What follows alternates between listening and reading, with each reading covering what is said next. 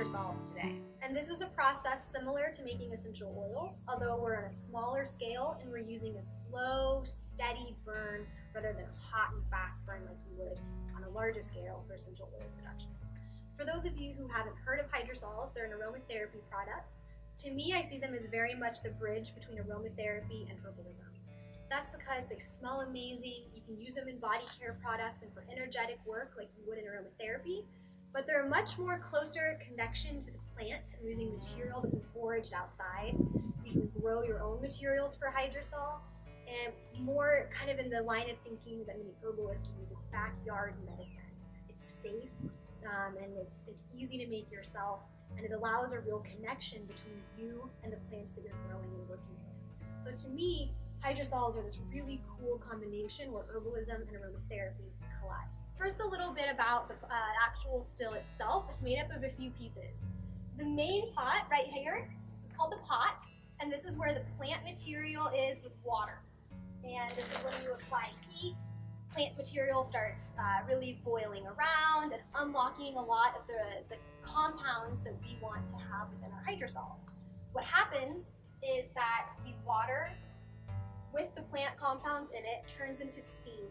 The steam comes up through the column, and this is a flip top still, which means that this column, if you aren't using it, can be flipped down. You don't have to use it. Some stills don't even come with a column. The steam is going to come up through here into this is called the hat.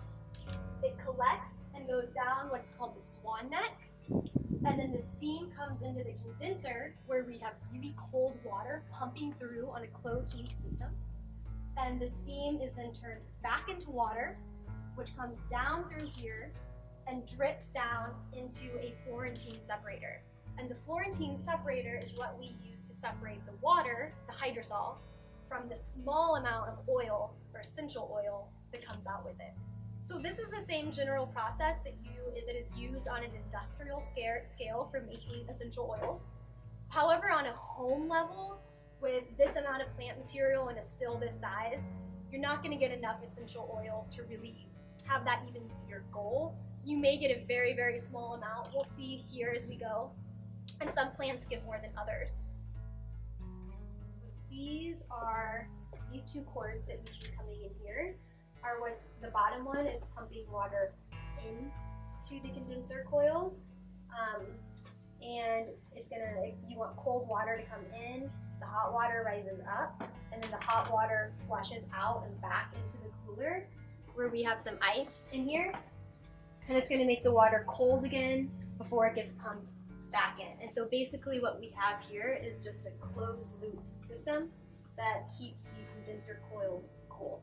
So what I'm doing right now is using like plumber's electric tape. It's thread seal tape to make sure that these PVC pipes aren't going to leak a bunch of water as they're coming in and out of my condenser. And there you go. And a lot of people use this tape to also seal the joints in the still itself. We're going to use the more traditional method, which is a paste of rye flour and water. Okay, so the next thing we're going to do is pack the still. What we did is we separated our cedar leaves from the twigs and kind of the more woodier parts of the plant. And we just harvested this cedar this morning. And we call it cedar here in Kansas, but it's actually juniper. It's Juniperus virginiana. And you can also distill the little blueberries that are on it, which I think would be a lot of fun. So what you want to do is as you're packing your still, you want to get it full of plant material, and you just kind of push down to make sure it's full.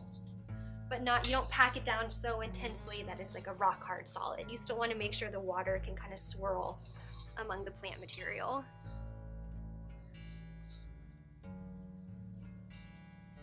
So this is fresh spring water. You really want to make sure you're using spring water,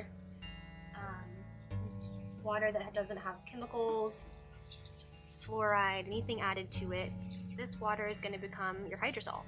So you want to make sure it's something you're really comfortable putting on your skin and that comes from a good source. If you don't have fresh spring water available, you can buy spring water from your grocery store. You could also use filtered tap water if that's all you have. Okay, so one more thing I want to touch on is the rye flour paste that I'm using. This along the top, this is rye mixed with water, formed a paste, and you slather it on, and this is to prevent steam or sometimes water from escaping and dripping out of your still. This is really important because the steam is what you're condensing into your precious hydrosol. So you don't want to be losing any of this steam throughout the process.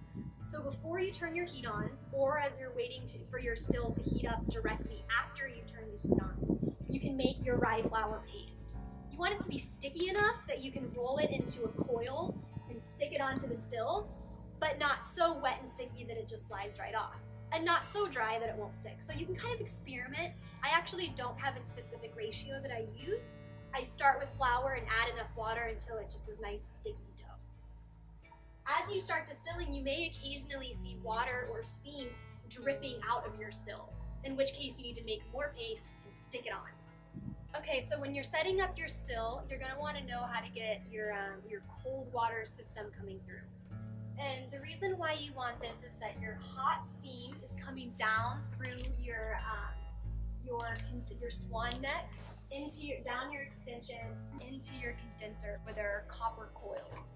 And as the steam goes through the coils, it needs to be cooled so that it turns from a steam back into a liquid. And it does that by being surrounded by ice cold water. So with a still this size, it's a little bit harder to keep your water cool. That's one of the benefits of having a bigger still, but it can be done. It just takes a little bit of finessing, and it's part of the reason why you don't want to just run away from your still and keep it running while it's running for an hour or so. So the way this is set up is we've got 3 tubes, and this is just basic plastic tubing that I got from a hardware store, and it's wrapped in like electrical plumber's tape that is waterproof. And down here is the cold water that's being pumped into our coils. The cold water comes up, the hot water rises to the top, and the hot water comes out here and goes back into our cooler where we have ice, and it turns into a closed loop system with cold water filtering through. In the cooler, we have a pond pump. It's a very small pond pump set on the lowest setting. Part of this, I wish I could turn it up and have cold water pumping in here faster, but if I do that, water's coming in faster than it drains out, and we start to have little overflows in our condenser. So you just want to make sure that you have cold water constantly coming in, not too fast or it'll overflow. Sometimes it'll start to really get steaming, and what I'll do at that point is grab a couple handfuls of ice and just throw some ice straight on in there and just really cool it as quickly as I can. So that cooling your hydrosol from a steam to a liquid is kind of part of the art of distillation that you'll get more of a feel for as time goes on and as you practice.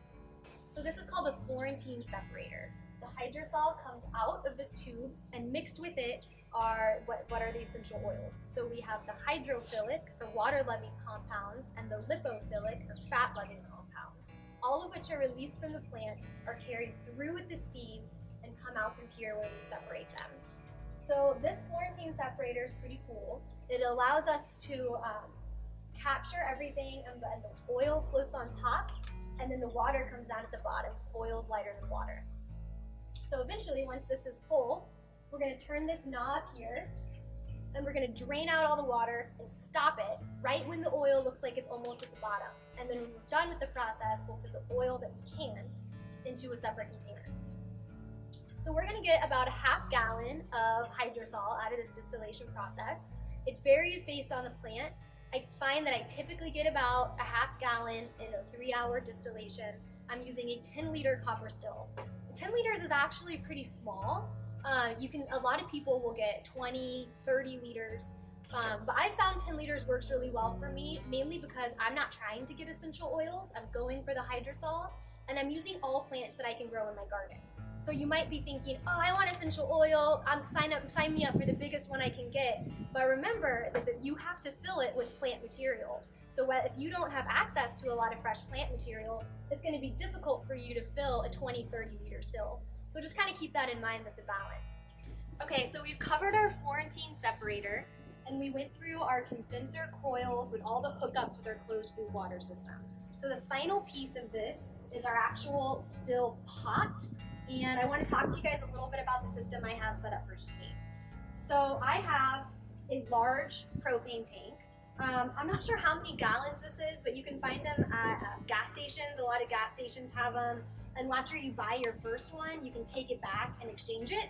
It's about $60 for the first one, but after you're able to exchange your tank, it drops down to like 25 or 30. So you have this, and then we've got our large propane burner. And this is one that you make if you're gonna be distilling regularly. I would recommend investing in a nice propane burner where you can really adjust your temperature. When you're distilling, you wanna have kind of a low to low medium temperature that's a steady distillation. You don't wanna crank your heat up and blast through. You wanna really control your temperature for a couple reasons. First of all, if your temperature is too hot, you're essentially gonna make tea. And as the tea bubbles up, it's gonna come in and overflow, and you're gonna get hot boiled tea in your Florentine unit rather than hydrosol. So that's gonna totally contaminate what you're working on, and you don't want that. So with a propane burner that you can adjust, you're able to keep your temperature at a low, steady burn.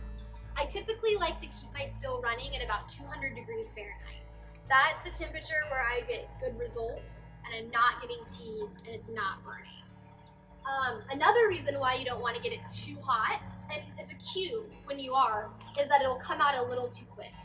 So for a still this size, I would maybe even consider this a little bit too fast of a trickle. I like to see a slow, steady drip over the course of about 3 hours. So seeing this, I'm gonna turn my heat down a little bit.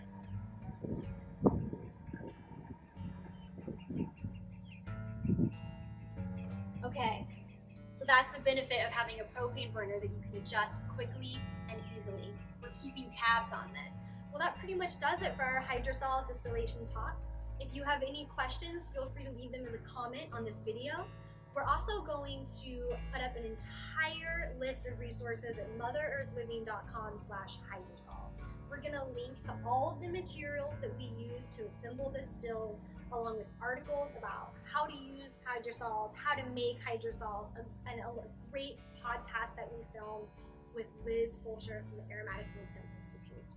So we have a lot of resources for you. We want you all to dive into this exciting and fun way to use plants from your garden that are available locally, that are safe and fun.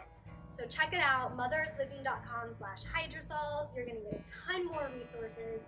If you have any questions, feel free to email me directly. I love talking about this. This is probably my favorite topic. I'm a geek when it comes to this. Email me at hkincaid@motherearthliving.com.